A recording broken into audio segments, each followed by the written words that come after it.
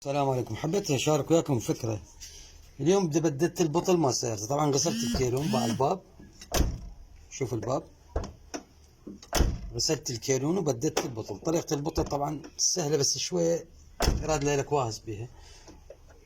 انا ما شرحت لك طريقه البطل شلون تبدلها لان شويه معقده ولازم واحد وياك. بس اكو بالسيارات باب، الباب عندك نوبات تشلب فتبدل يده، فاخذ غالي اليد الاصليه ما تجي اخذها. فشي يصير بيه؟ يصير بيه تهوير منه. فانا ايش سويت لك؟ خليت لك سوندا منه. هاي سوندا، تجيب سوندا تقصها عليها، صار عندك علت هاي. اذا عندك سايفه بعد اكثر ايش راح تسوي؟ تجي له على هذه بالضبط، تخلي لها هم سوندا راح تعلى، راح بس تقول لها هيك تنفتح. هاي بالنسبه للسايفه. وهاي الباب قدامك. انا ما عندي مشكله بهذا الشيء بس بدي اجرب اشوفه وحبيت اشارك هذا الموضوع وياكم. هاي السيارة بدت البطل، كان عندي بطل وهاي. وبالمناسبة يعني اكو هواي عالم ما تعرف هاي الفكرة، اللي يعرفها مو يم الموضوع، واللي ما يعرفها يم الموضوع.